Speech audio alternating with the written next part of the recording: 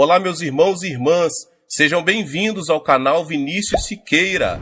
E se você ainda não é inscrito aqui no canal, se inscreva aqui no canal e não esqueça de ativar o sininho das notificações.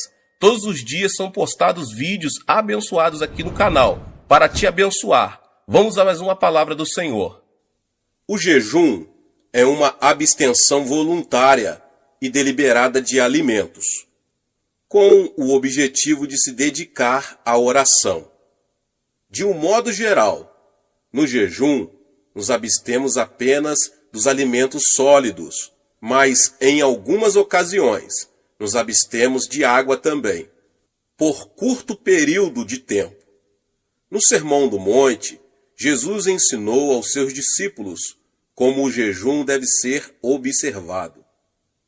E nesse ensinamento, ele inclui também instruções sobre a finalidade do jejum. Nunca deveria ser feito para impressionar aos outros. Tudo indica que ele acreditava que os discípulos iriam jejuar, pois disse: quando jejuardes, e não se jejuardes. Ele próprio nos deu o exemplo. Jesus, cheio do Espírito Santo, voltou do Jordão e foi guiado pelo mesmo Espírito no deserto durante 40 dias, sendo tentado pelo diabo. Nada comeu naqueles dias, ao fim dos quais teve fome.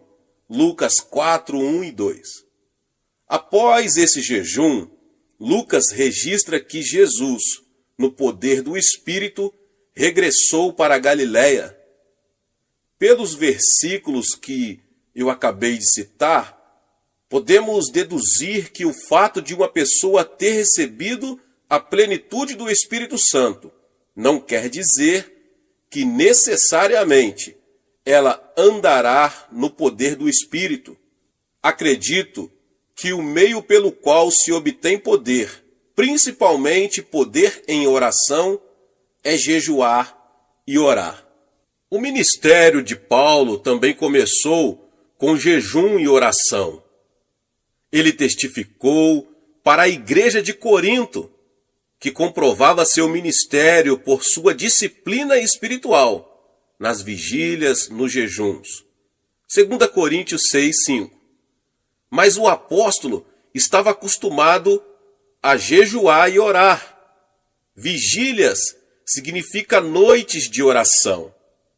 A igreja primitiva jejuava e orava em cultos públicos com o objetivo de saber a vontade de Deus. Lemos em Atos 13 como o Espírito Santo pôde dar orientações claras à igreja. Havia na igreja de Antioquia profetas e mestres: Barnabé, Simeão, por nome de Níger, Lúcio de Cirene, Manaém, Colasso de Herodes, o tetrarca, e Saulo. E servindo eles ao Senhor e jejuando, disse o Espírito Santo: separai-me agora Barnabé e Saulo para a obra a que os tenho chamado. Então, jejuando e orando, os despediram, e aqueles dois apóstolos, Barnabé e Paulo, fundaram novas igrejas, ensinaram aos crentes a mesma prática de jejuar e orar, que haviam aprendido em Antioquia. E tendo anunciado o evangelho naquela cidade e feito muitos discípulos, voltaram para Listra, e Icônio, e Antioquia, fortalecendo a alma dos discípulos, exortando-os a permanecer firmes na fé, e mostrando que através de muitas tribulações nos importa entrar no reino de Deus, e promovendo-lhes em cada igreja a eleição de presbíteros, depois de orar com jejuns, os encomendaram ao Senhor em quem haviam crido. Atos 14, 21 ao 23.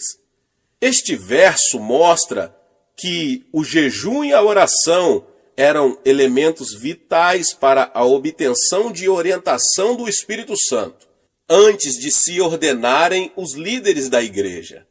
O jejum associado à oração predispunha a igreja primitiva para ter clareza de mente e espírito, a fim de estabelecer seus fundamentos. Mas jejum e oração não apenas favorecem a clareza de mente e espírito, trazendo até nós a voz do Espírito Santo e sua orientação. Eles são importantes também para obtermos vitórias nos campos espiritual e material. Nós vamos ver um exemplo disso no Antigo Testamento. Josafá, rei de Judá, recebeu a informação de que havia um exército inimigo que se agrupava para atacar seu país. Era um exército composto de homens de Moabe e Amon, que se aproximava das fronteiras de Judá. Nós que moramos na Coreia do Sul, sabemos o que é ver um exército entrincheirado junto à nossa fronteira. Em vez de entrar em luta, pois não tinham armamentos, o rei resolveu usar os recursos espirituais. Proclamou um jejum nacional. E todo o povo se reuniu, homens e mulheres, meninos e meninas, e jejuaram e buscaram ao Senhor, pedindo sua intervenção. E o resultado disso foi que Deus conquistou uma gloriosa vitória. O Senhor orientou o rei, mostrando-lhe como deveria lutar contra o inimigo. Tenho certeza de que nunca houve uma batalha como aquela. Josafá designou alguns homens para louvarem o Senhor diante do exército. Quando o inimigo viu aquilo, houve uma grande confusão em seu acampamento. Os homens puseram-se a lutar uns contra os outros. E os israelitas, depois, levaram 3 dias recolhendo os despojos da batalha, já que Deus lhes dera vitória, sem que precisassem recorrer aos armamentos. Isso está em 2 Crônicas 20. Quando começamos a jejuar, temos que assumir a atitude mental correta. Não podemos ver o jejum como uma autopunição, apesar de que, a princípio, nosso corpo possa reclamar. O jejum deve ser encarado como uma maravilhosa oportunidade de nos aproximarmos mais de nosso Senhor e mantermos íntima comunhão com Ele, sem a preocupação de nos alimentarmos. Devemos ver o jejum também como um meio pelo qual nossa oração se torna mais objetiva. Isso fará com que Deus nos ouça e nos abençoe. Quando encaramos o jejum dessa maneira, ele se torna mais fácil. Geralmente, oriento os crentes a começarem com um jejum de 3 dias. Depois que se acostumam a um jejum de 3 dias, eles são capazes de jejuar por um período de 7 dias. Daí, passam para jejuns de 10 dias. Alguns já chegaram a jejuar 40 dias, mas não incentivamos isso com frequência. Através do jejum e oração, o crente se torna mais sensível espiritualmente em relação a Deus e passa a ter mais poder para combater as forças de Satanás. Como é que isso funciona? O desejo pelo alimento é um fator básico em todas as criaturas vivas. É uma das maiores forças motivadoras que atuam em nosso corpo, mesmo antes de nascermos. As criancinhas já nascem com um instinto natural de buscarem o seio materno. Se pudermos associar esse intenso desejo natural a um anseio espiritual de mantermos comunhão com nossa fonte espiritual, o resultado é uma intensidade maior. Esse é o objetivo da oração e jejum.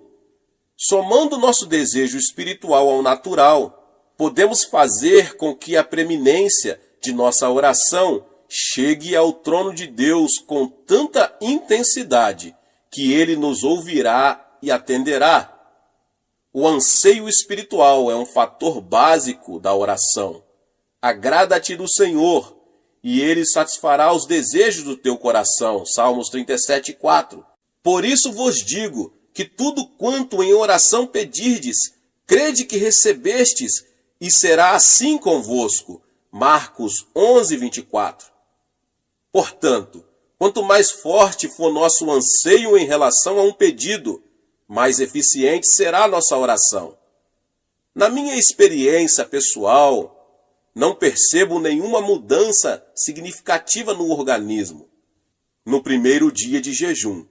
No segundo, porém, a fome aumenta bastante. No terceiro e quarto dias, o organismo já começa a exigir alimento. E aí começamos a sentir todos os efeitos físicos da abstinência. Após o quinto e o sexto dia, o organismo já se ajusta à nova circunstância e nos sentimos melhor. O que acontece é que o corpo passa a queimar as reservas de gordura que possui. Após o sétimo dia, a fome desaparece, embora o corpo já esteja bem mais fraco. Contudo, obtemos uma clareza de mente e uma liberdade em oração bastante incomum. Quando jejuamos, Deus vê nossa sinceridade em nos humilharmos voluntariamente e atende a ela. Na medida em que um indivíduo, cidade ou nação deliberadamente se humilham e afligem a alma, Deus libera sua misericórdia e graça. Como vemos em muitos exemplos do Antigo Testamento, Deus lutou pelo povo e Israel, sempre que este se humilhou diante dele. Satanás está sempre querendo nos atingir. Quando sucumbimos frente aos nossos desejos carnais, ele não pode vencer a barreira de proteção que é o sangue de Cristo, mas podemos dar-lhe acesso à nossa pessoa quando pecamos. Paulo diz que Satanás é o príncipe da potestade do ar, ou da atmosfera que circunda a terra.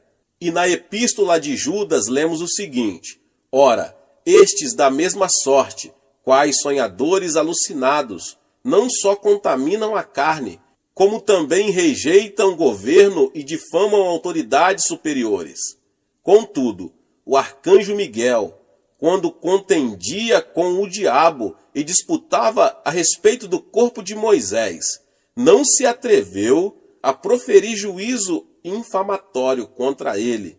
Pelo contrário, disse: o Senhor te repreenda.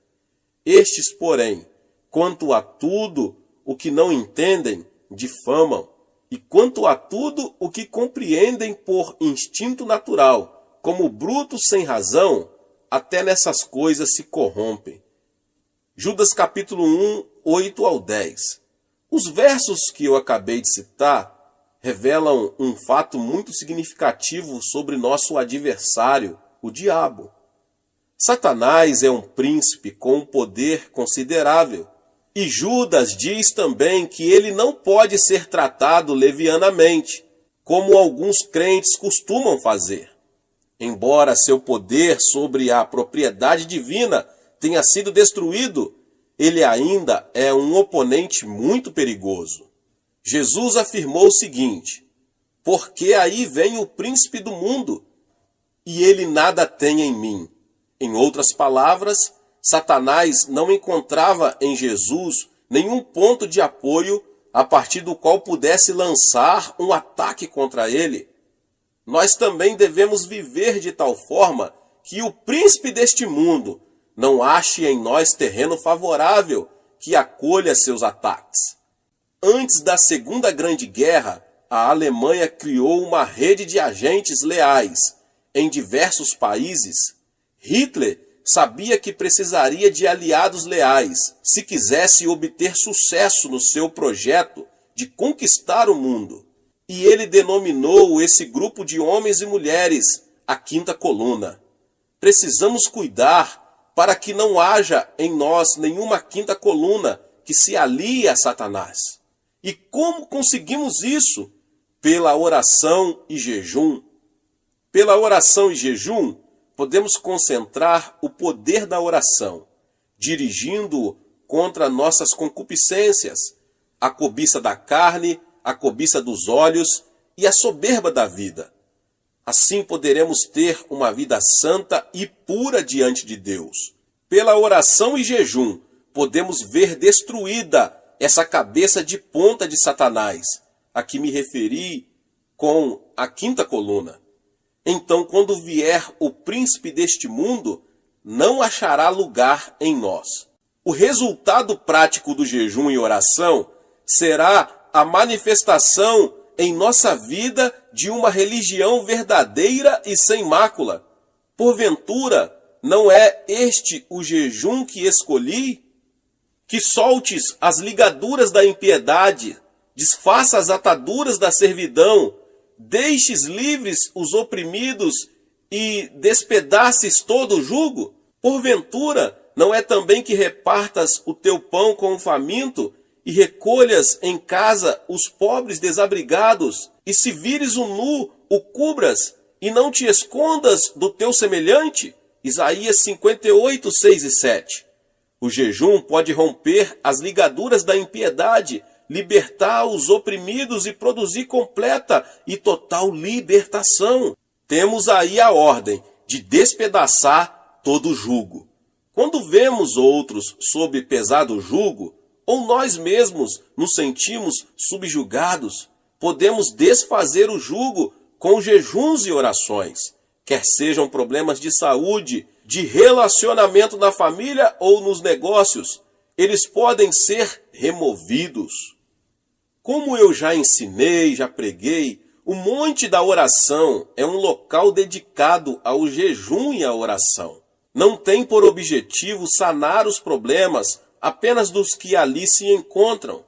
Ali intercedemos também por milhares de pessoas que escrevem para nossos escritórios em Nova York.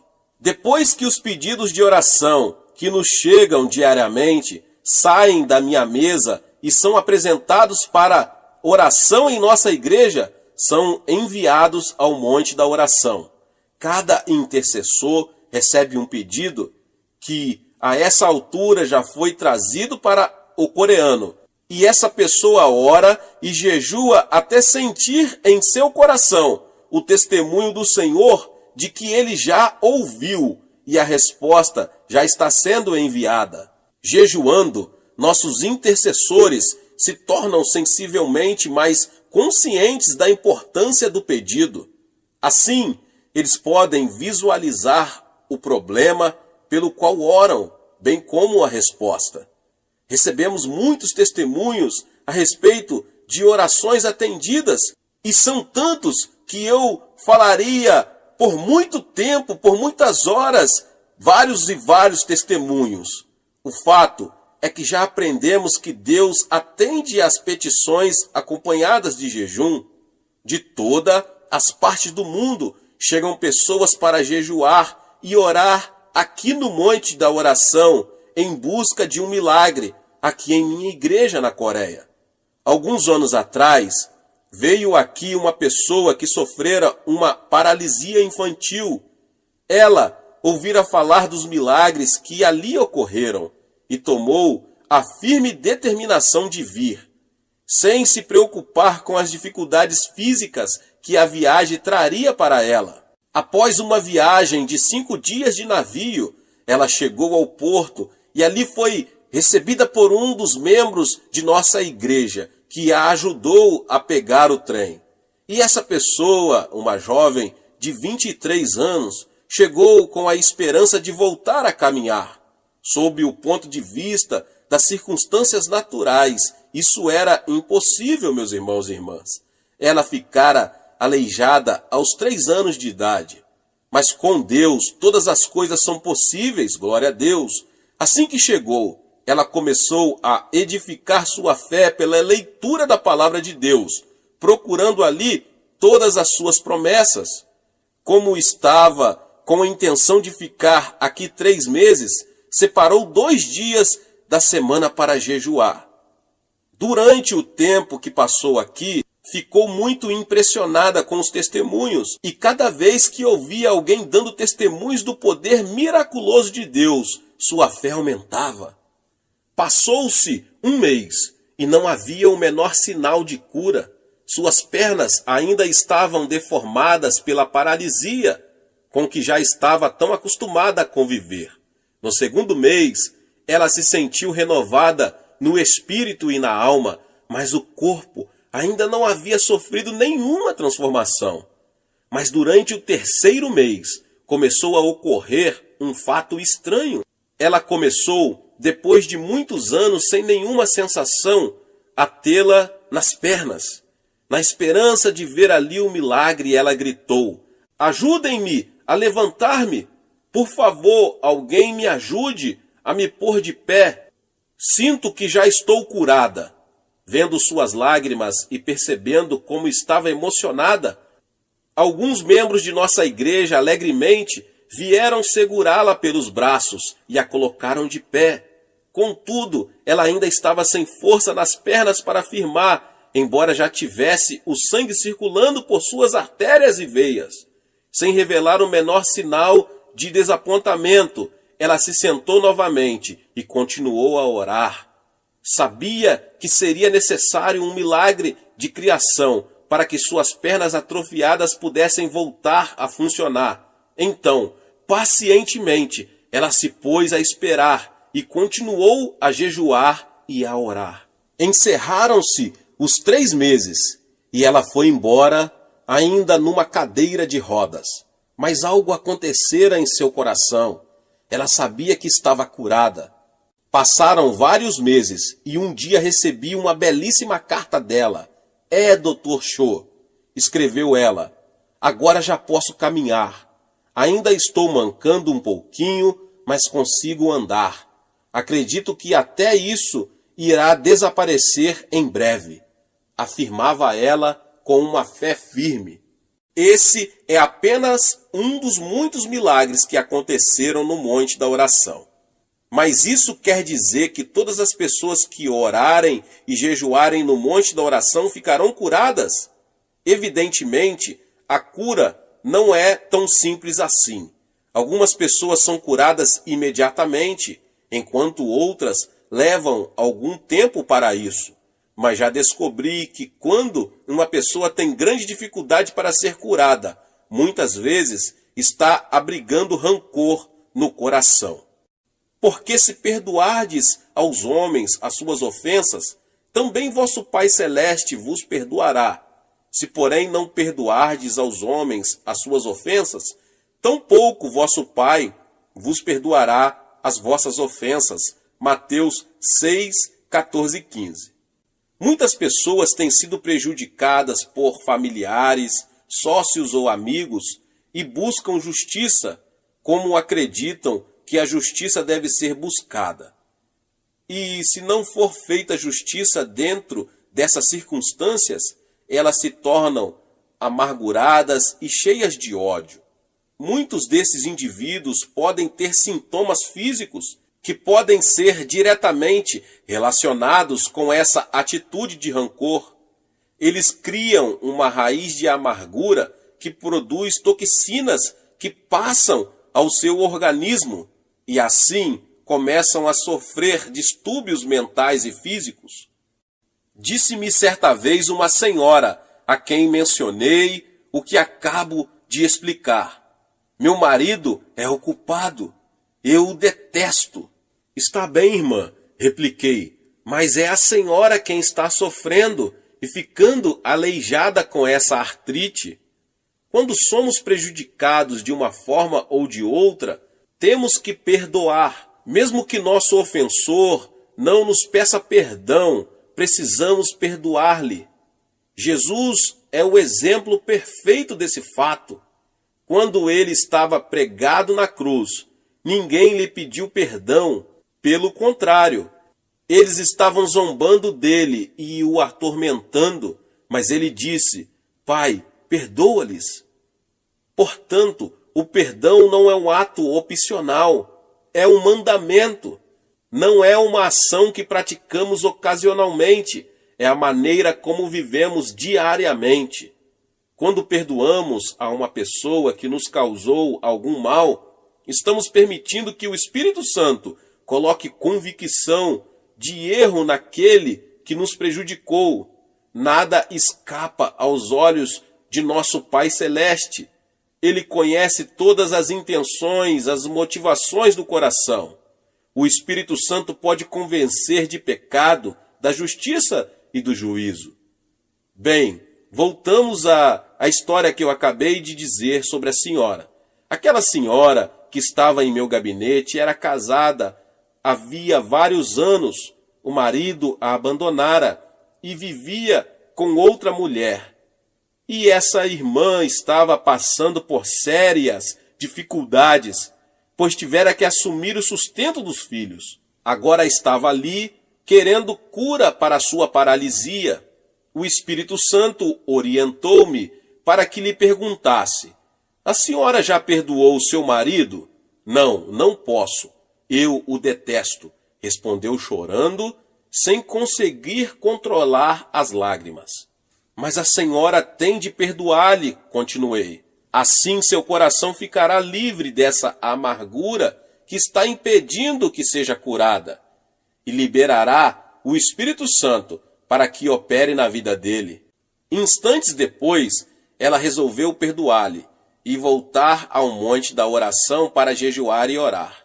No domingo seguinte, após um de nossos cultos, ouvi alguém bater à minha porta. Convidei a pessoa para entrar e vi um homem de aparência muito séria, acompanhado de uma senhora.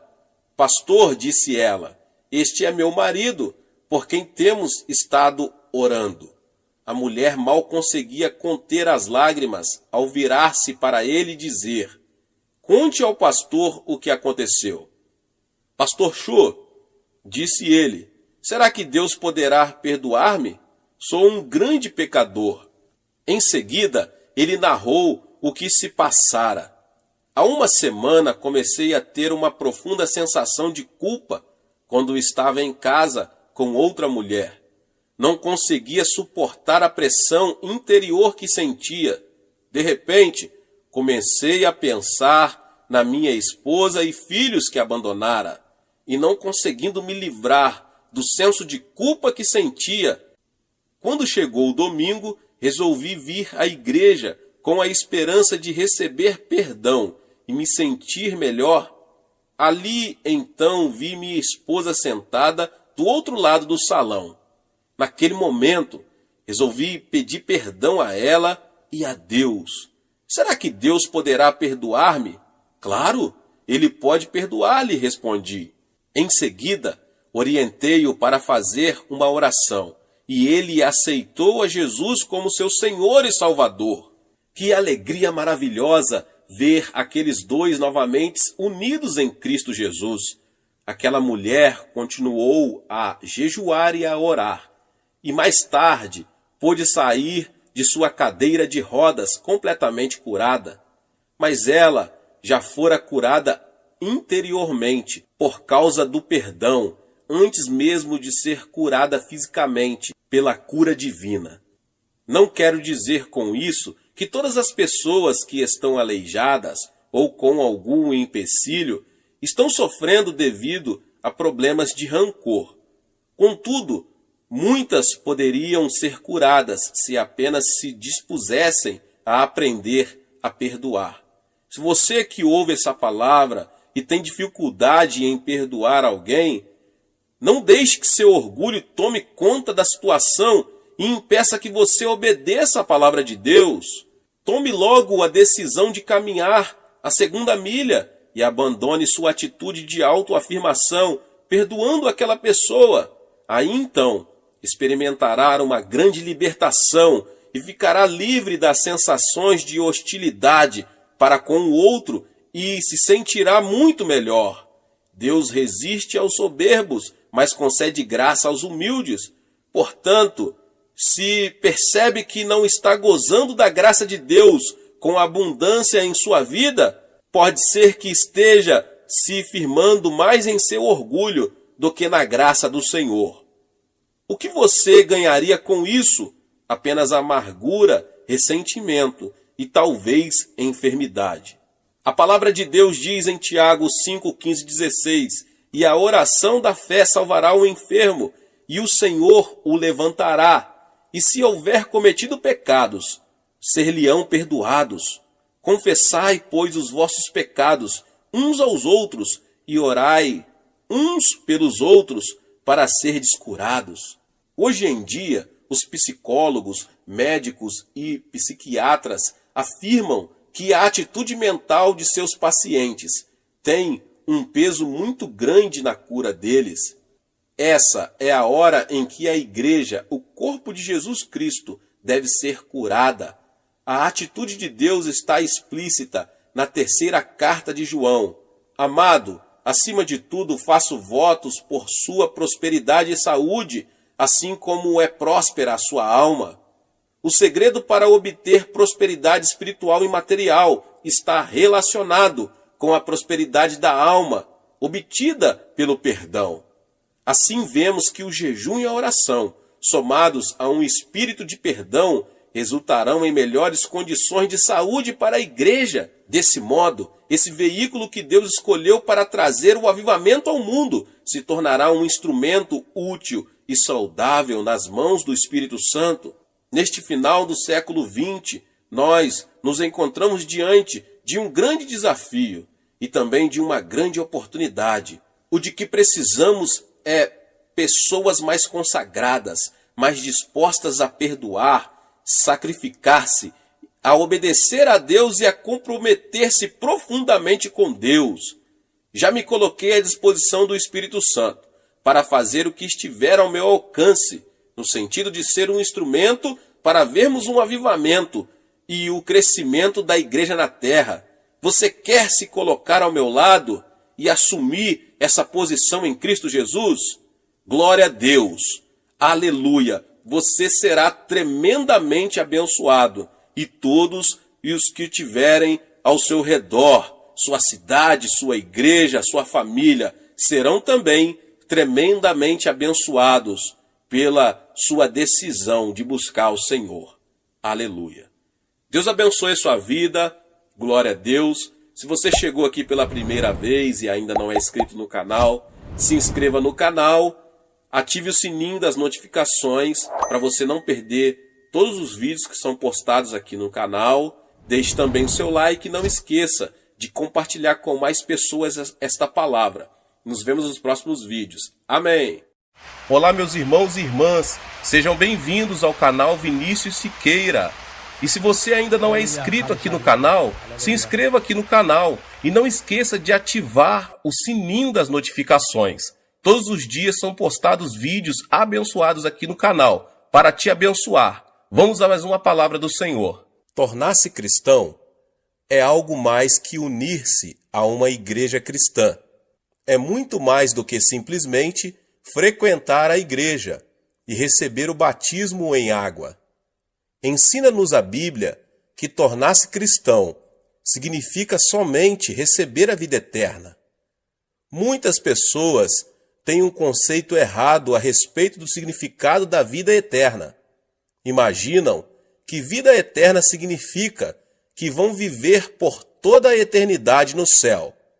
Na verdade, a alma não morre, pelo que até o pecador viverá por toda a eternidade no inferno. Portanto, veja bem, aceitar a Jesus Cristo não significa apenas viver na eternidade. A palavra grega para a vida eterna é zoeaionion, que significa o tipo de vida de Deus. Você e eu temos a vida humana, que foi amaldiçoada por Deus com a pena de morte. Mas quando fomos a Cristo, nossos pecados foram perdoados. Fomos purificados e o Espírito Santo veio morar em nós, trazendo às nossas almas a vida de Deus. Jesus Cristo é a vida de Deus. Quando ele vem à sua alma, você passa a ter a vida eterna, a vida de Deus. Muitos pensam que os verdadeiros cristãos não são diferentes dos pecadores Mas há uma tremenda diferença. Os crentes são tão diferentes dos incrédulos, como o céu é diferente da terra, porque os verdadeiros cristãos têm a vida de Deus em seu coração. Se você tiver a vida de Deus em você, irá para o céu e viverá ao lado de Deus, pois a vida de Deus estará vivendo em você a partir de agora mesmo, a partir do momento em que você aceitar a seu Filho como seu Salvador. Disse Jesus Cristo que se alguém tem a vida de Deus em si, 5 sinais se seguirão em sua vida. Antes de subir aos céus, deixando a terra, o Senhor fez uma tremenda promessa aos seus seguidores. E estes sinais hão de seguir os que creem. Em meu nome expulsarão demônios, falarão novas línguas, pegarão em serpentes, e quando beberem alguma coisa mortífera, não lhes fará dano algum. Imporão as mãos sobre os enfermos e os curarão. Depois de o Senhor lhes ter falado, foi recebido no céu e assentou-se à destra de Deus.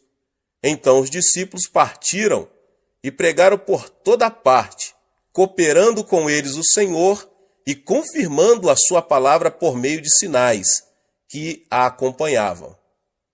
Disse também Jesus que os céus e a terra haviam de passar, mas suas palavras permaneceriam.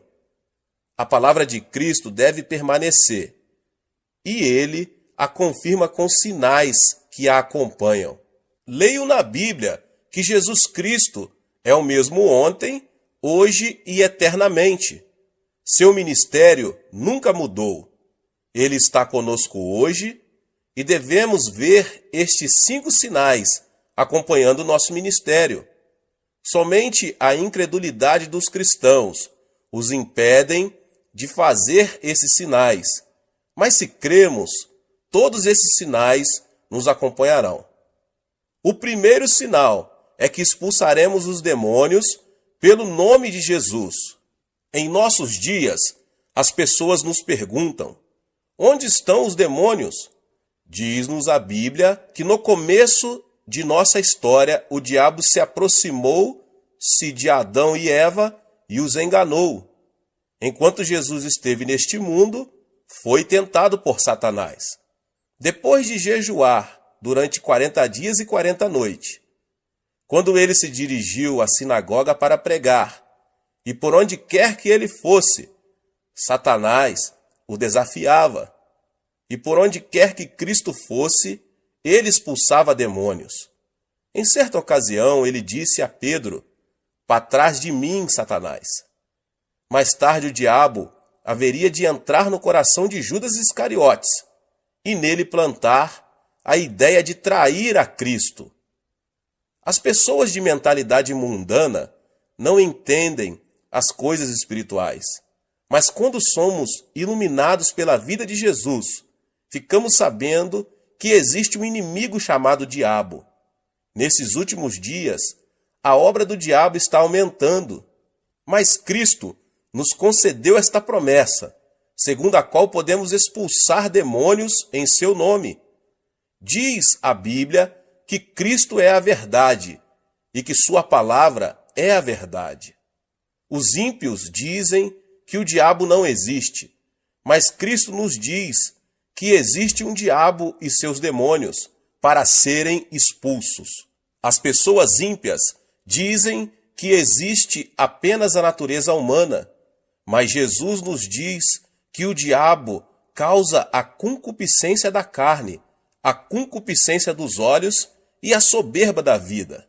Nós, crentes, devemos desafiar os poderes de Satanás. Eu estava pregando em minha igreja certo dia e estava no auditório a esposa de um famoso médico. Ela estava paralisada de um lado e arrastava uma perna ao caminhar. Depois de ouvir o evangelho, ela passou a frequentar a igreja com regularidade. Em certa manhã, ouvi o som de uma gargalhada estranha que vinha da igreja. senti um calafrio percorrer minha espinha. Quando me dirigi ao local, vi aquela mulher rindo e zombando.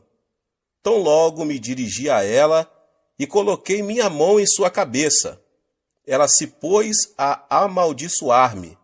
Fiquei chocado, porque essa senhora era de educação refinada, formada em farmacologia, educada numa universidade de Tóquio. Eu não podia crer que ela estava proferindo aquelas palavras tão vis. Quando comecei a orar por ela, uma voz estranha começou a sair de sua boca. A voz me dizia que eles não iam sair dela. Então eu perguntei: quem é você? Os demônios começaram a falar. Temos vivido nela há mais de 10 anos.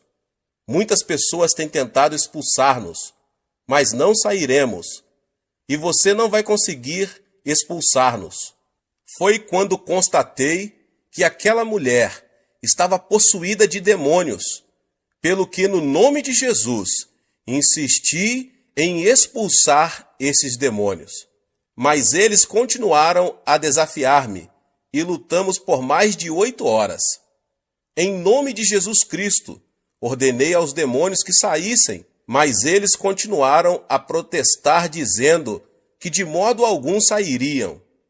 Eu não havia tomado o desjejum pela manhã, nem havia almoçado, de modo que às 17 horas eu estava tão cansado que quase não conseguia falar, mas prossegui clamando: diabo, vá embora, em nome de Jesus Cristo. A mulher também estava cansada, mas o diabo continuava dizendo: não, eu não vou sair. De minha parte, eu só não estava cansado, mas com muito medo, porque o marido dela era um famoso médico que trabalhava no Hospital da Cruz Vermelha em Seul. Não era cristão, e se me visse naquela situação, ele me processaria judicialmente. Em meu desespero, pus-me a clamar pelo nome de Jesus Cristo com maior fervor. O poder do Espírito Santo desceu sobre mim, e logo eu me vi cheio do Espírito, e me senti tão leve, como se eu estivesse esticado, bem na ponta dos dedos do pé. E novamente, com uma tremenda unção, ordenei ao diabo que saísse. De súbito, a mulher teve como uma convulsão e pôs-se a gritar. A seguir, desmaiou e ficou como morta. As pessoas ao meu redor começaram a dizer que ela estava morta. Mas quando eu a tomei pela mão e a levantei em nome de Jesus Cristo, ela se pôs de pé completamente curada de sua paralisia. Ela começou a pular e a louvar a Deus, e estando ocupada em demonstrar seu regozijo, o marido chegou. Ao ver a esposa curada, o homem se ajoelhou ali mesmo e entregou seu coração ao Senhor Jesus. Eu estive também dirigindo outra vez uma série de reuniões evangelísticas na Inglaterra. As reuniões eram feitas num teatro. As pessoas estavam endurecidas. Eu lhes pedia que gritassem aleluia, mas ninguém me atendia. Só faziam sentar-se e ficar olhando para mim, com cara de quem não estava gostando do meu sermão. De minha parte, continuei a pregar a palavra de Deus. No final do culto, quando pedi às pessoas doentes que viessem à frente para a oração, só uma garota veio. Era magérrima e sentia dores terríveis no estômago. Tão logo, ela chegou na frente, começou a chorar. Disse ela: pastor, não posso comer nada.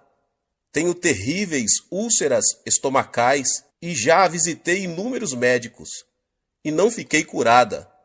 O Senhor pode orar por mim? Quando coloquei minhas mãos sobre ela, a menina pôs-se a gritar.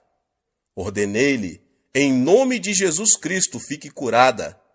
Mas nesse instante, repentinamente, ela se pôs a xingar-me. Você aí, coreano de uma figa, volte para casa. Eu não vou sair. Perguntei-lhe então, quem é você? Respondeu-me a voz, eu sou o diabo, e eu vou destruir esta menina. Antes de sair, eu vou matá-la. As pessoas por todo o teatro ouviram essas palavras. A congregação sentiu-se eletrizada. Todos se levantaram. Ordenei então ao diabo, diabo, em nome do Senhor Jesus, sai dessa mocinha. Ela começou a gritar horrendamente e depois caiu prostrada. Ergui-a pela mão, em nome de Jesus, e ela com o rosto radiante disse, louvado seja Deus. Ele foi embora. Ela ficou completamente curada. As pessoas apressadamente vieram à frente para receber orações. A partir da noite seguinte, a multidão encheu o teatro. O poder de Deus se manifestou às pessoas que o buscavam. Demônios escondidos estão operando em nossa sociedade. Estamos todos preocupadíssimos com poluição atmosférica e da água, mas o nosso mundo está cheio de poluição espiritual.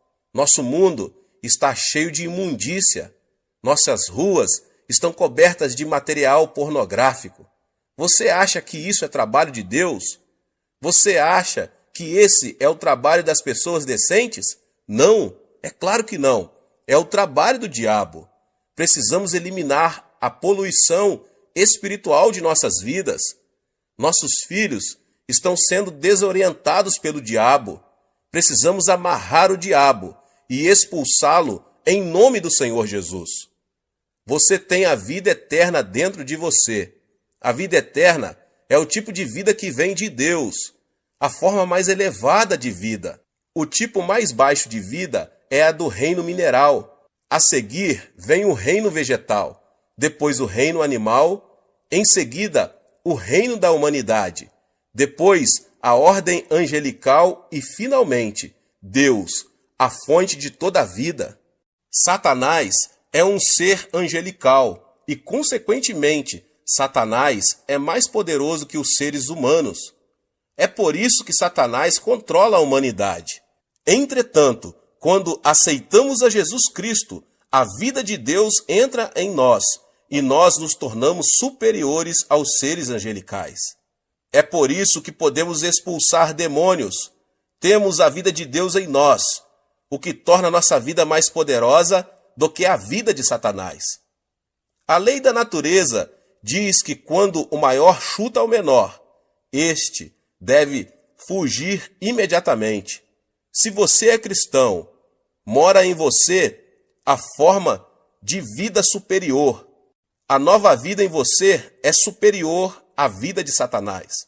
Portanto, quando você ordena a Satanás que saia em nome de Jesus Cristo, ele não tem outra alternativa senão obedecer e sair. Você não é mais um ser fraco. Você não é mais um desamparado, pois recebeu o maior poder, o de Deus. A vida eterna habita em ti, e você pode expulsar demônios em nome de Jesus. Ordene ao poder do diabo que se retire de sua casa. Ore pelos seus filhos, para que o poder de Satanás não os controle. Ore para que o poder da influência de Satanás abandone a sociedade da qual você faz parte. Você tem o poder. Cristo nos deu uma tremenda promessa em Lucas 10:19. Eu vos dei autoridade para pisar serpentes e escorpiões, e toda a força do inimigo, e nada vos fará dano algum. Nesta promessa, Cristo nos dá duas palavras maravilhosas. No grego, Cristo está dizendo, dou-vos exousia, que significa autoridade, a saber, autoridade sobre os poderes de Satanás. Autoridade é algo mais forte do que poder. Minha avó faleceu com 83 anos de idade. A velhinha não tinha muito poder. Era muito fraquinha, sem forças, mas quanta autoridade tinha. Sendo jovem, eu tinha muito mais força do que minha avó, mas ela detinha a autoridade. Quando ela dizia, filho, vem cá, eu ia. Se ela dissesse, vai a tal lugar, eu ia. A autoridade é superior ao poder. Disse Cristo, dou-vos exousia, a autoridade, pelo que você consegue prevalecer sobre o dunamis, o poder de Satanás. Utilize a autoridade que Deus lhe concedeu agora mesmo. Quer você se sinta forte, quer se sinta fraco, quer você sinta a unção, quer não, quer você se sinta maravilhoso, quer não, você detém a autoridade para ordenar a Satanás que saia. Satanás tem algum poder, mas a autoridade divina que você recebeu é superior às forças satânicas. Um policial está de pé numa encruzilhada. Ao aproximar-se um caminhão enorme, potentíssimo, muito mais forte do que ele, o policial pode fazer parar o veículo com um simples aceno de mão. Basta ao policial fazer outro aceno de mão e o caminhão vai embora. O caminhão tem potência, mas o policial tem autoridade. Diz a Bíblia que Deus deu autoridade, de modo que, ainda que Satanás tenha poder e se aproxime de você, se você conhece a palavra de Deus, você pode dizer, sai, vai embora daqui. Satanás está destinado pela lei de Deus a obedecê-lo, porque você tem autoridade. Diz a palavra de Deus que você é o vencedor agora. A vida que está em você é mais poderosa que a do diabo. Por isso, não diga que você é mais fraco. Jamais diga que você não consegue expulsar demônios, mas diga que tem tanto poder como autoridade, visto que a Bíblia assim diz, em meu nome expulsareis demônios. Certa vez eu estava no sul da Coreia e fui encontrar-me com um pastor. Eu ouvi implorando e clamando em seu escritório. Quando abri a porta, vi uma mulher possuída de demônio, sentada no assoalho, enquanto o pastor implorava, dizendo, por favor, saia, por favor, saia. O diabo estava rindo dele.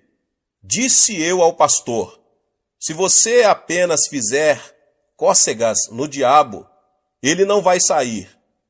Devemos tratar o diabo como diabo. Você tem autoridade. Por isso, eu ordenei ao diabo, eu venho a você em nome de Jesus Cristo. Replicou-me o diabo, eu sei que você não tem poder nenhum. Ao que eu lhe retruquei, sim, eu sei que nenhum poder tenho, mas eu tenho autoridade. No nome de Jesus Cristo eu lhe ordeno, saia. Imediatamente o diabo saiu, e a mulher se sentiu aliviada. Você tem a vitória. Não tenha medo de Satanás. Nós podemos expulsar o diabo. Este é o primeiro sinal dos que se seguiriam como promessa feita a você. Em segundo lugar, disse Jesus que em seu nome os crentes falariam em novas línguas. Diz a Bíblia que quando os primitivos cristãos receberam o batismo no Espírito Santo, eles falaram em línguas.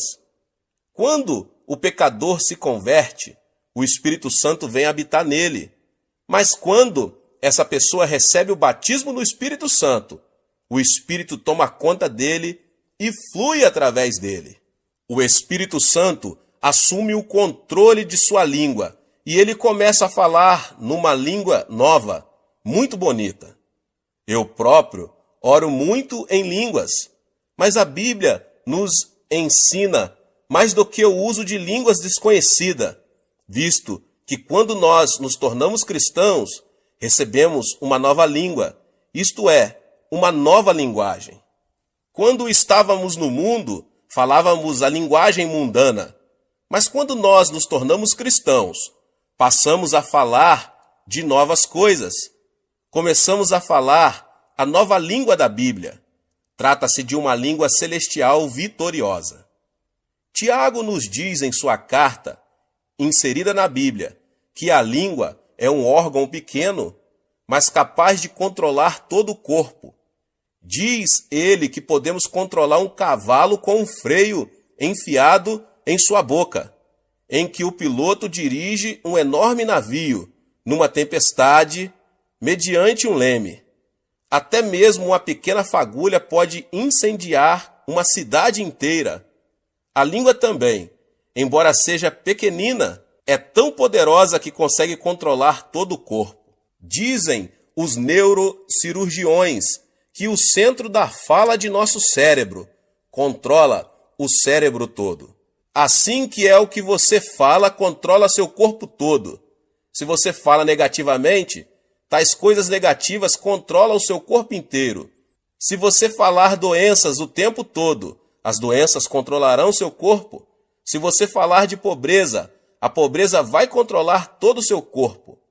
Aquilo que você fala é o que finalmente vai dar forma à sua vida e determinar seu destino. Pelo que você vai ter que vigiar sua língua. Você não deve jamais entregar sua língua a Satanás e falar negativamente. Não fale de doenças, de pobrezas ou de fracassos, nem daquelas coisas negativas que passam a controlar seu corpo e, portanto, seu futuro. O famoso fundador da missão do Congo tinha câncer no fígado e o médico lhe disse que ele não poderia viver por muito tempo. Por isso, ele saiu do Congo e voltou para a Inglaterra. Um dia, estando deitado num divã, tomando sol e lendo a Bíblia, seus olhos caíram em 1 Pedro 2,24 e ele leu: Ele mesmo levou em seu corpo os nossos pecados sobre o madeiro, para que, mortos para os pecados, pudéssemos viver para a justiça. Pelas suas feridas fostes sarados. Uma nova revelação veio ao seu coração. O médico disse que eu sou um moribundo. A Bíblia diz que pelas suas feridas eu fui curado. Devo acreditar no médico ou devo acreditar na palavra de Deus? É claro que eu devo acreditar na palavra de Deus. A partir deste momento, ele determinou a falar da forma como a Bíblia fala, e pela fé, ele declarou o seguinte: pelas suas feridas eu fui sarado. A palavra de Deus começou a controlar seu corpo, e esse missionário ficou completamente curado do câncer no fígado. Uma moça estava morrendo de tuberculose. O médico do sanatário chamou a mãe dela e pediu-lhe que levasse a filha para casa, para ela morrer ao lado da família. Por isso seus pais foram ao hospital e levaram a filha embora. Ela estava prestes a morrer. Conduziram-na para o apartamento onde moravam. Certo dia sua mãe estava passando roupa, e a filha leu na Bíblia a passagem que diz: pelas suas feridas fostes sarados. Ela gritou: mãe, vem cá, olhe esta passagem. Diz que pelas feridas de Cristo eu fui sarada. Se eu fui sarada, por que devo ficar deitada aqui? Traga minhas roupas e meus sapatos. Sua mãe replicou: oh, não, você não deve levantar-se, porque o médico nos advertiu muito bem que você deve ficar deitada. Replicou a jovem: mãe, será que Deus disse uma mentira? Você sempre me ensinou a crer na palavra de Deus. E a palavra diz que pelas feridas de Cristo eu fui sarada. Não devo crer nessa palavra? A mãe trouxe as roupas pedidas e a filha as vestiu. A moça levantou-se e, embora gaguejasse um pouco, declarou: eu fui curada pelas feridas de Cristo. Sua língua começou a controlar-lhe o corpo todo. Ela se dirigiu à cozinha, cozinhou alguns alimentos e pôs-se a comer. Depois foi à sala para louvar a Deus. À medida que confessava que estava curada pelas feridas de Cristo, foi ficando cada vez mais forte, de modo que, dentro de uma semana, sentia-se muito bem. Ela foi ao hospital e, depois de passar por um exame médico completo, foi declarada curada. A palavra de Deus deve permanecer para sempre. O que você falar, vai obter. A Bíblia nos manda falar à montanha e ordenar-lhe que seja lançado ao mar, e isso acontecerá. A Bíblia contém 32.500 promessas. Pronuncie as promessas de Deus e você vai obter o que a palavra de Deus promete a você. Muitas pessoas estão pronunciando as palavras erradas. Estão continuamente falando de modo negativo. Falam de seus fracassos, falam de suas fraquezas, falam de sua infelicidade. Depois se queixam e ficam imaginando as razões porque são um fracasso e porque não há paz em suas casas. Ficam imaginando porque há tantas fraquezas em seu corpo. A razão é que controlam seu corpo com a conversa errada. Fale uma língua nova, fale a língua da Bíblia. Fale de redenção, de vida eterna. Fale que você foi sarado pelas feridas do Senhor Jesus Cristo. Diga que Deus é sua força e você verá boas coisas acontecerem a você. Sim, aprenda a falar uma nova língua. Aos 18 anos de idade, eu estava morrendo de tuberculose. Eu era um fracasso em casa e não tinha dinheiro e ia muito mal nos meus estudos. Não havia esperança para mim neste mundo. Foi quando eu me tornei cristão e resolvi que falaria a linguagem da Bíblia. Falei de cura, confessei o sucesso e pronunciei palavras de abundância. Não permiti que minha língua falasse coisas negativas. Neste momento estou pastoreando uma congregação de 600.000 membros e Deus nos deu capacidade de construir uma igreja que custa cerca de 5 milhões de dólares. Também estamos enviando missionários pelo mundo todo. Quando mudei minha maneira de falar, minhas circunstâncias mudaram também. Um dia li um jornal médico coreano, um artigo muito interessante, escrito pelo diretor-geral da Associação Médica. Disse ele que muitos coreanos estavam morrendo do que ele denominava morte habitual. Disse que muitas pessoas acham que vão morrer com 50 e poucos anos, porque seus pais haviam morrido nessa idade. Por isso, ao entrar nos 50 e poucos anos, já começaram a ter tonturas e pensam que vão morrer logo. E muitas pessoas morreram nessa faixa de idade, ainda que não haja causa médica para a morte. Disse o médico que a pessoa não deve antecipar a mesma experiência de seu pai, porque esse raciocínio tem produzido muitas mortes prematuras.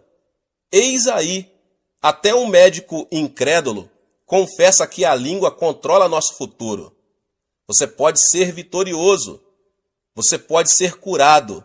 Sim, você pode viver uma vida feliz. Comece agora mesmo a falar a palavra de Deus e mantenha o tipo correto de conversa. Ponha as palavras certas em sua boca. Fale uma nova língua. Em terceiro lugar, a Bíblia diz que os crentes pegarão em serpentes.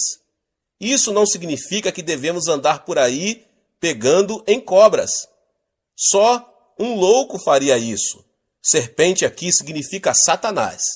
A serpente chamada Satanás chegou a Adão e Eva no jardim do Éden e seduziu-os, fazendo-os voltar-se contra Deus. Nós, seres humanos, somos feitos de corpo, alma e espírito. Mediante nossos 5 sentidos, pertencentes ao nosso corpo físico, nós nos comunicamos com o mundo. Portanto, nosso corpo é mundano. Nossa alma é nosso verdadeiro eu, nossa verdadeira personalidade. Mediante o conhecimento e as emoções, nossa alma pode tomar decisões e exercer sua vontade. Portanto, nossa alma é apenas autoconsciente. Somente mediante nosso espírito podemos comunicar-se com Deus. Através do nosso espírito conhecemos Deus e o adoramos. Essa serpente, Satanás, vem a nós, nos tenta e nos induz a viver uma vida mundana, isto é, centralizada no mundo. Quando vivemos esse tipo de vida, Satanás exerce domínio sobre nós. Mas quando vivemos uma vida centralizada em Deus, temos domínio sobre Satanás. Temos o poder de apanhar e amarrar a serpente. podemos expulsar demônios. Quando você decide viver uma vida centralizada em Cristo, você se torna uma pessoa dirigida pelo Espírito Santo. Afirma a Bíblia que os filhos de Deus vão pegar Satanás. É fácil detectar a obra maligna. Toda e qualquer palavra que sai do ego carnal vem de Satanás. Mas toda e qualquer palavra que induz você a viver uma vida centralizada em Cristo é proveniente do Espírito Santo. Agora você pode pegar em serpentes. Você consegue discernir a obra do maligno e expulsá-lo. Em quarto lugar, a Bíblia diz que se os crentes beberem alguma coisa venenosa, mortífera, não lhes fará mal algum. Certo dia, eu fui a uma cidadezinha para um culto. Veio a mim uma garotinha de 7 anos de idade. A boca da menina estava toda queimada. Era uma órfã que havia perdido seus pais quando fugiam da Coreia do Norte como refugiados. A menina estava trabalhando na casa de uma senhora muito rica e muito perversa. À noite, a menina não podia sequer ir à cozinha para beber um copo de água. Em certa noite, a menina sentiu uma sede muito grande. Ela rastejou até a cozinha e pôs-se a tatear no escuro à procura de água, sem perceber que aquela vasilha continha veneno contra ratos. Ela bebeu um gole. Embora a pobrezinha tenha começado a vomitar sangue, a patroa não a levou a um pronto-socorro médico, deixou-a de lado para que morresse. Mas essa menina era cristã e começou a clamar por Jesus Cristo, pois o Senhor a tocou. Depois de contar-me sua história, a menina abriu a boca. Viu que, embora seus lábios estivessem queimados, nenhum dano havia sido feito em sua garganta. Seu esôfago estava perfeito. A palavra de Cristo havia sido posto à prova. A menina havia bebido do veneno violento e não tinha sido prejudicada. Hoje bebemos veneno de todo tipo. O ar é poluído, a água é poluída. Pior do que isso, sofremos de poluição espiritual. Quando ouvimos rádio ou vemos TV, esse veneno penetra em nossa mente. Mais pessoas sentem-se deprimidas hoje do que em toda a história humana. Durante a Segunda Guerra Mundial, apenas 300 mil americanos morreram na frente de combate, mas muito mais de 1 milhão de pessoas morreram na nação americana por causa do veneno trazido pelos ataques do coração e preocupações. Mais pessoas morreram hoje, no mundo inteiro, por causa do medo e das preocupações do que por outras coisas. Diz a Bíblia que no nome de Jesus Cristo nós podemos livrar-nos deste poder venenoso. Quando você se ajoelha e ora em nome de Jesus Cristo, o espírito de medo o abandona. Você se livra desse veneno espiritual e passa a ter paz e alegria pelo nome de Jesus. Às vezes, quando chego em casa depois de um dia duro no escritório da igreja, sinto-me muito estranho. Minha esposa parece irritada, meus filhos parecem agitados demais e eu fico aborrecido. Parece-me que estou disposto a ter uma briga com minha mulher e que meu lar todo está envenenado. Quando eu era um cristão inexperiente, minha esposa e eu costumávamos ter discussões monumentais que duravam dias. Agora eu sei que existe um meio melhor. Eu entendo que o envenenamento provém da sociedade, pelo que eu ajoelho imediatamente e expulso o mau espírito que veio para destruir meu lar. Reivindico a vitória em nome de Jesus Cristo e logo sinto o seu imenso poder de cura fluindo por toda a casa. Então, quando olho para minha mulher, ela está sorrindo e eu começo a sorrir também. Apertamo-nos as mãos e nosso lar se torna cheio de paz. De tempos em tempos, você precisa de cura em seu lar. E Deus prometeu que você não sofrerá os efeitos do envenenamento. Basta que você invoque o nome de Jesus Cristo e reivindique a vitória, para que seu lar seja curado.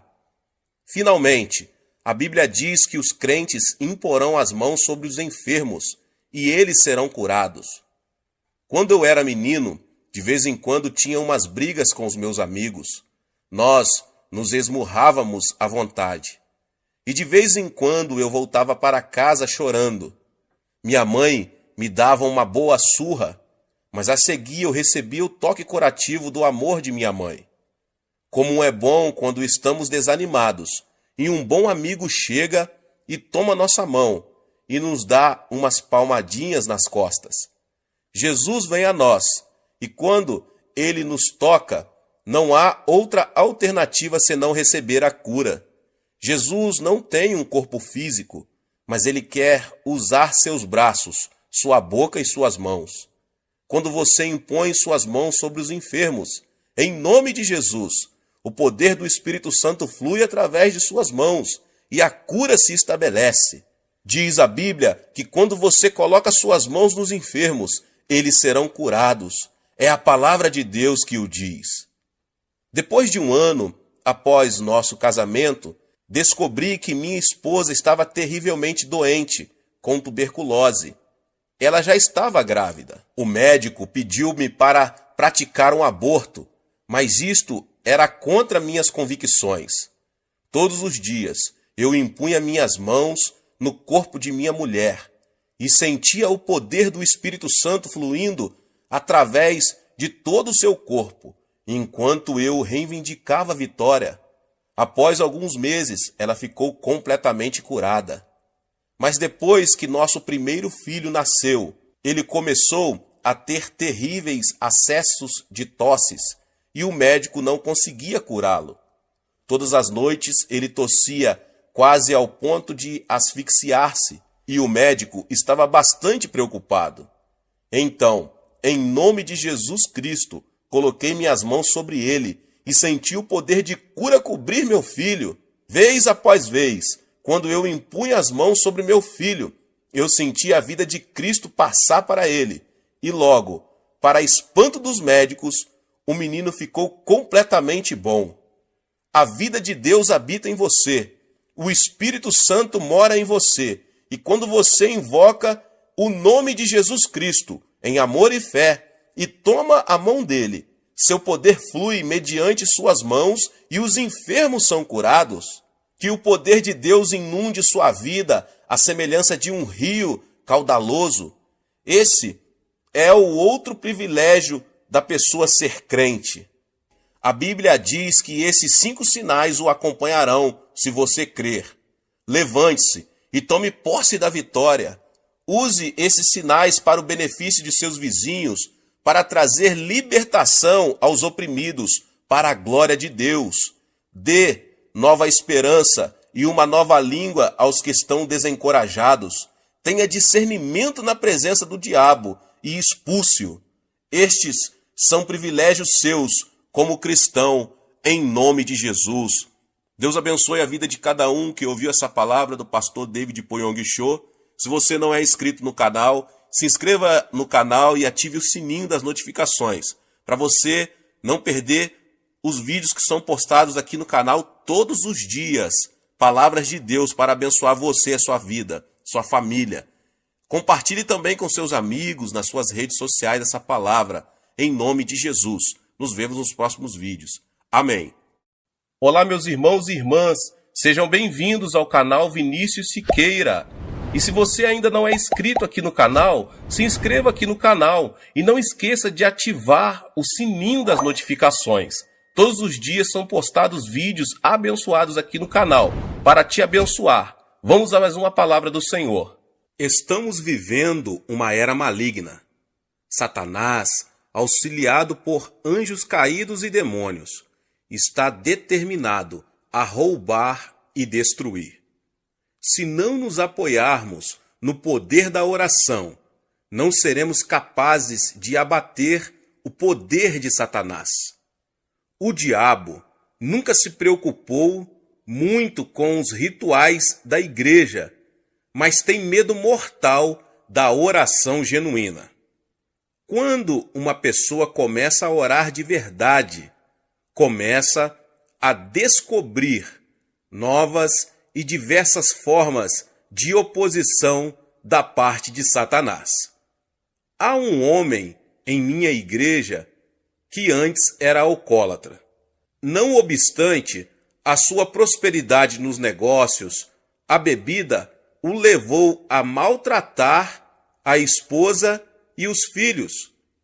Certa noite, ele chegou em casa, acompanhado de seus companheiros de bebida, e todos puseram-se a beber e alegrar-se ali.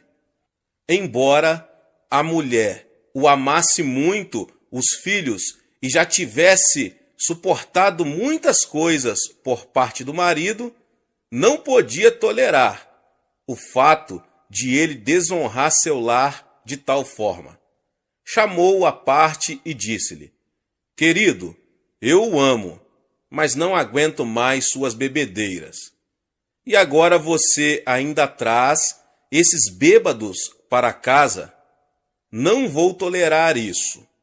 Vou arrumar minhas coisas e ir embora. Amanhã, quando você acordar, eu já não estarei mais aqui. Apavorado com o choque de perder a família, ele ficou subitamente sóbrio. Como sua esposa era uma crente muito dedicada, ele se ajoelhou ali diante dela e começou a orar: Senhor, liberta-me desse terrível demônio do álcool. Pensando que o marido, além de embriagado, estivesse zombando de sua religião, a mulher ficou mais indignada. Ele já tentara diversas vezes libertar-se daquele vício, mas sem o conseguir. Agora que a esposa ameaçava abandoná-lo, estava ainda mais desesperado. Estava chorando quando ouviu uma voz interior que lhe vinha no coração: pela manhã você estará liberto.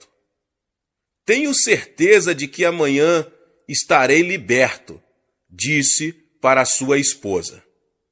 Mas ela não pôde disfarçar uma expressão de incredulidade. Já ouvira muitas dessas promessas antes. Então, de manhã, ela teve uma grande surpresa ao ver o marido jogando no lixo suas garrafas de bebidas caríssimas e seus cigarros. Será que está ocorrendo um milagre de libertação? Pensou consigo mesma. Depois, o homem entrou no seu carro, foi para seu trabalho e disse a todos os empregados de sua fábrica que Deus o libertara e que ele nunca mais iria beber nem fumar. Os colegas da fábrica não tinham coragem de rir na cara dele, mas acharam que isso era mais uma de suas resoluções. Ele havia feito o mesmo várias vezes anteriormente. Contudo, depois de algum tempo, todos ficaram convencidos de que alguma coisa tinha acontecido, pois sua vida se modificara totalmente. Hoje, toda a família está servindo a Jesus e ele é diácono de nossa igreja. Havia uma outra família que Satanás estava decidido a destruir. Contudo, através de muita oração e persistência, a esposa conseguiu obter uma vitória completa e total. Satanás é mentiroso e o pai da mentira. Ele tem prazer em roubar e destruir, mas Cristo nos concede autoridade sobre a obra dele quando aprendemos a orar. Para sabermos como a oração pode desbaratar o poder de Satanás, quando ele estiver operando em nossos amigos e entes queridos, precisamos entender o que a Bíblia ensina sobre ele. Sendo o dirigente do louvor celestial, Satanás tinha o acesso a Deus. Isaías diz o seguinte a seu respeito: como caíste do céu, ó estrela da manhã, filho da alva, como foste lançado por terra, tu que debilitava as nações, tu dizias no teu coração: eu subirei ao céu, acima das estrelas de Deus, exaltarei o meu trono e no monte da congregação me assentarei nas extremidades do norte. Subirei acima das mais altas nuvens e serei semelhante ao Altíssimo. Contudo, serás precipitado para o reino dos mortos, no mais profundo abismo. Isaías 14, 12 ao 15. E Ezequiel tem outras informações. Estavas no Éden, jardim de Deus. De todas as pedras preciosas te cobrias, o sárdio, o topázio, o diamante, o berilo, o ônix, o jaspe, a safira, o carbúnculo e a esmeralda. De ouro se te fizeram os engastes e os ornamentos. No dia em que foste criado, foram eles preparados. Tu eras querubim da guarda ungido e te estabeleci. Permanecias no monte santo de Deus, no brilho das pedras andavas. Perfeito era nos teus caminhos, desde o dia em que foste criado, até que se achou iniquidade em ti. Na multiplicação do teu comércio se encheu o teu interior de violência e pecaste, pelo que te lançarei profanado fora do monte de Deus e te farei perecer, ó querubim da guarda, em meio ao brilho das pedras. Elevou-se o teu coração por causa da tua formosura, corrompeste a tua sabedoria por causa do teu resplendor. Lancei-te por terra, diante dos reis te pus, para que te contemplem. Todos os que te conhecem entre os povos estão espantados de ti. Vens a ser objeto de espanto e jamais subsistirás. Ezequiel 28, 13, 17 e 19. Por esse texto, vemos que Satanás ocupava uma posição de grande proeminência no glorioso reino celestial de Deus. Mas por que ele deseja nos roubar e destruir?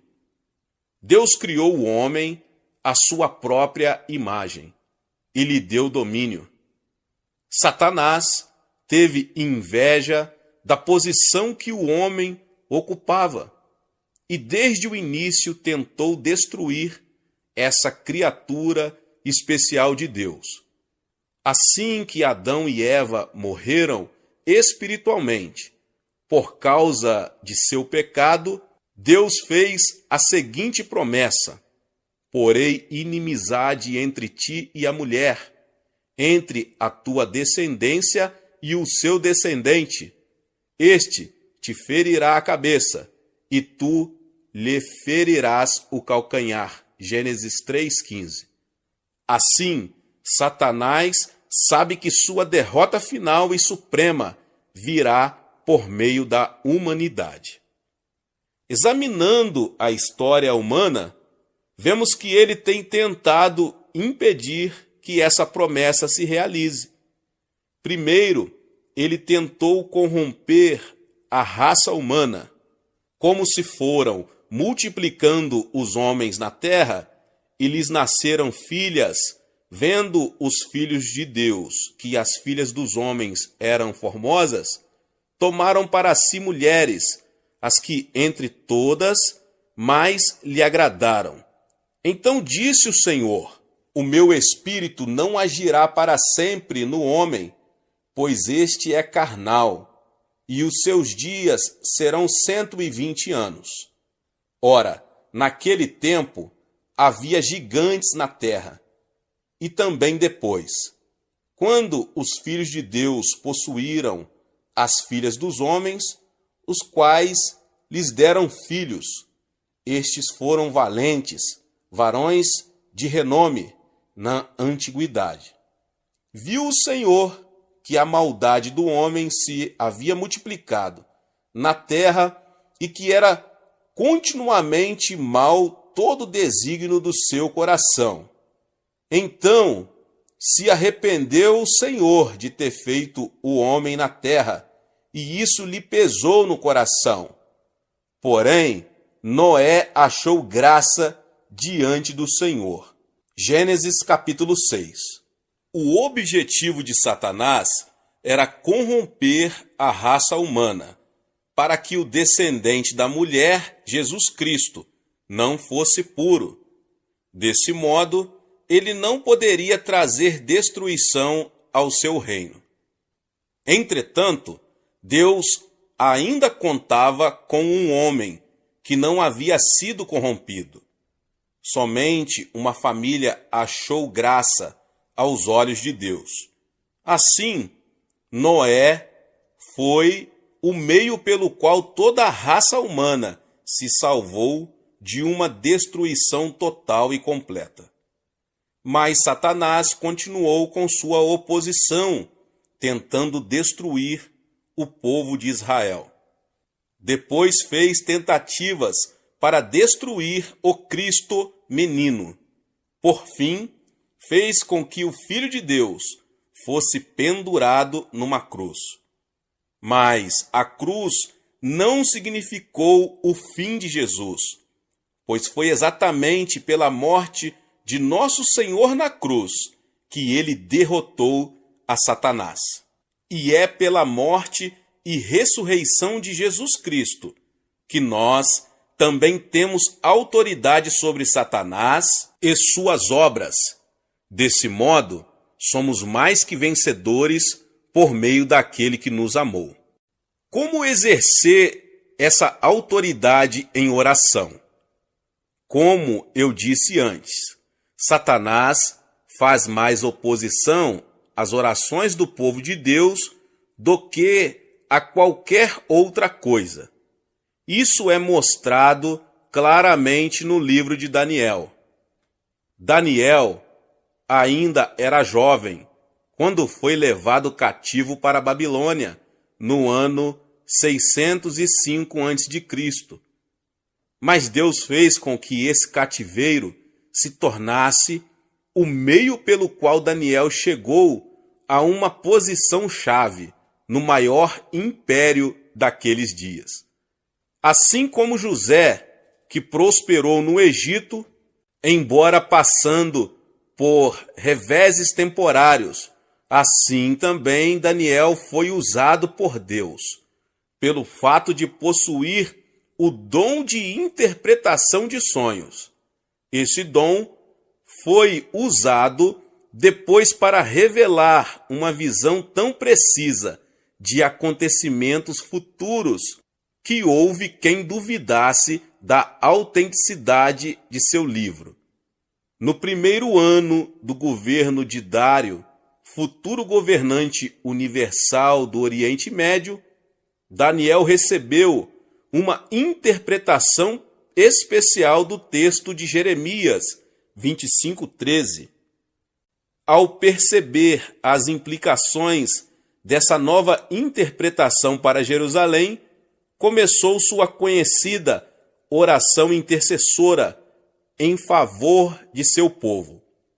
Principiou por confessar seus pecados, embora sua inabalável fidelidade a Deus fosse reconhecida por todos os judeus que se encontravam no cativeiro. Depois passou a pedir perdão para o seu povo, como vemos no capítulo 9. Em seguida, ele se põe a pedir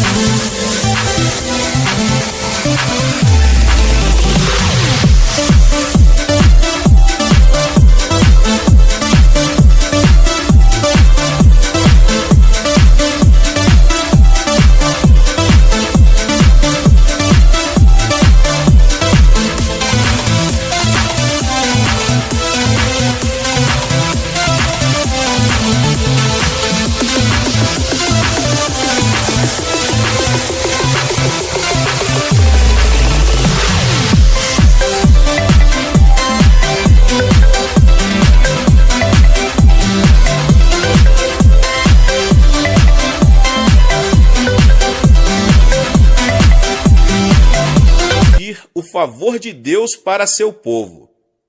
Ó Senhor, segundo todas as tuas justiças, aparte-se a tua ira e o teu furor da tua cidade de Jerusalém, do teu santo monte, porquanto, por causa dos nossos pecados e por causa das iniquidades de nossos pais, se tornaram Jerusalém e o teu povo opróbrio para todos os que estão em redor de nós.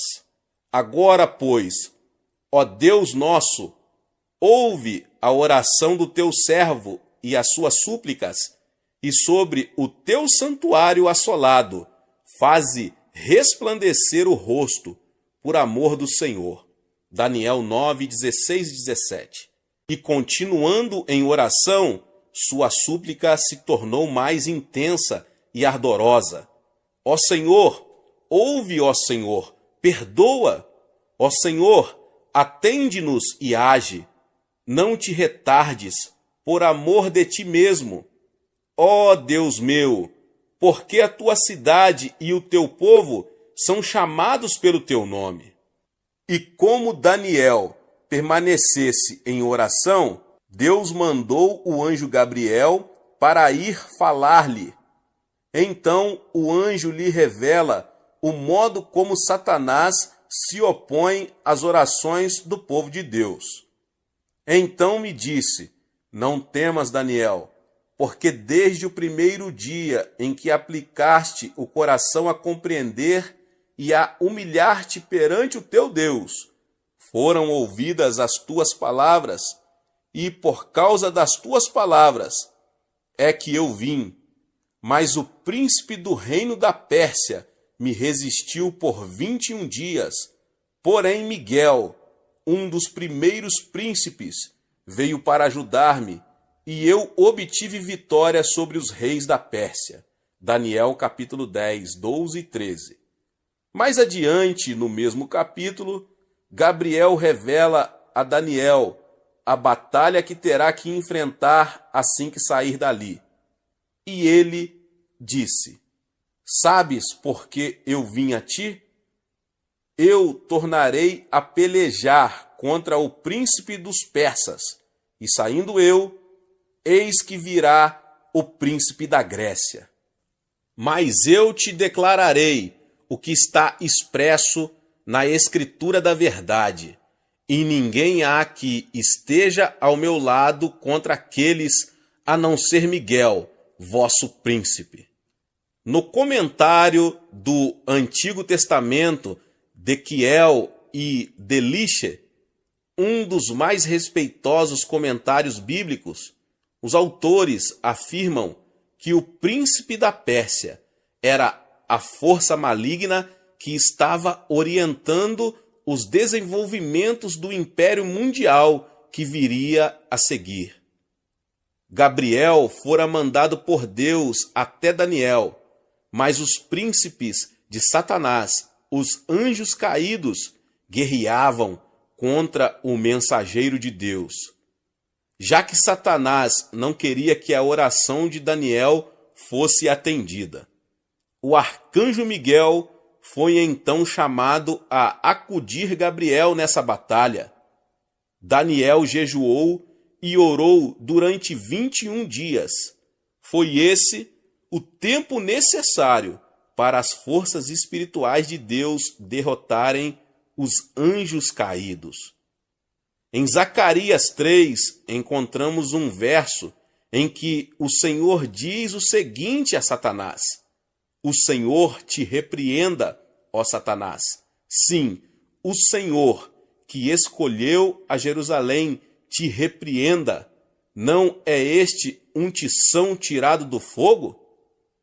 Paulo também compreendeu bem a batalha espiritual que temos de enfrentar, pois disse: porque a nossa luta não é contra o sangue e a carne, e sim contra os principados e potestades, contra os dominadores deste mundo tenebroso, contra as forças espirituais do mal, nas regiões celestes. Efésios 6,12.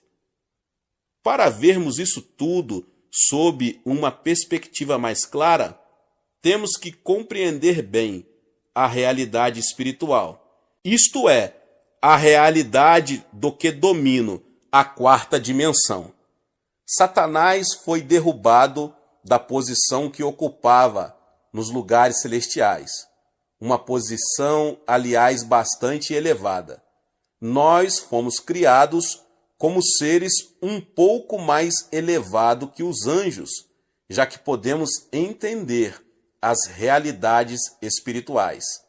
Satanás já sabe, desde os tempos do Jardim do Éden, que seu reino será destruído por meio da humanidade. Deus lhe deu o título de Príncipe da Potestade do Ar. Como ele pode exercer autoridade sobre a atmosfera da Terra? Ele tem conseguido exercer influência sobre as nações. Contudo, Deus tinha dado autoridade ao homem, mas este a perdeu por ocasião da queda, devido ao pecado de Adão. Entretanto, nunca houve uma época em que não houvesse uma testemunha de Deus no mundo. Seu povo sempre pôde exercer autoridade através da oração e intercessão.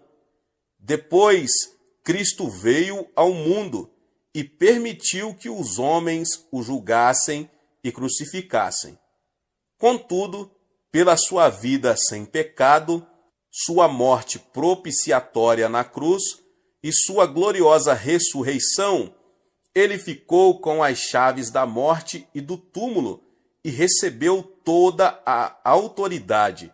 Mateus 28, 18.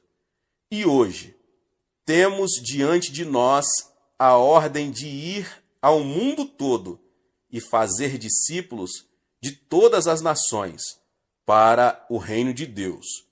E essa ordem é fundamentada pelo fato de que Cristo conquistou toda a autoridade no céu e na terra. Quando aprendemos a orar no Espírito Santo e entendemos que recebemos autoridade espiritual, podemos imobilizar as forças de Satanás que atuam numa pessoa, em comunidades e até em nações. Entretanto, Satanás, que é um mentiroso e pai da mentira, tenta convencer-nos de que ele está no controle de tudo. Mas quando aprendemos a jejuar e orar e exercitar nossa legítima autoridade espiritual, Satanás e suas hostes são obrigados a se renderem à vontade de Deus. Como é essencial que conheçamos e compreendamos a importância da oração. Mas se não aprendermos a orar, não haverá meios de vermos a vontade de Deus realizada em nossa vida e ministério. Contudo, como já afirmei anteriormente, primeiro precisamos ter o desejo de orar. Nosso problema é que pensamos muito sobre a oração, lemos muita coisa a respeito dela e até recebemos instruções acerca da oração, mas não oramos. Chegou a hora de compreendermos que a oração é a fonte do poder. Chegou a hora de permitirmos que o Espírito Santo opere em nós um novo quebrantamento e submissão a Deus. Chegou a hora de aprendermos a exercitar nossa autoridade espiritual, procurando impedir a oposição de demônios. Chegou a hora de orarmos. Glória a Deus. Deus abençoe a sua vida, você que ouviu essa palavra. Talvez você chegou aqui pela primeira vez e ainda não é inscrito no canal. Se inscreva no canal e ative o sininho das notificações. Todos os dias são postados vídeos abençoados aqui no canal para te abençoar. Deixe o seu like e não esqueça de compartilhar esta palavra com mais pessoas. Amém.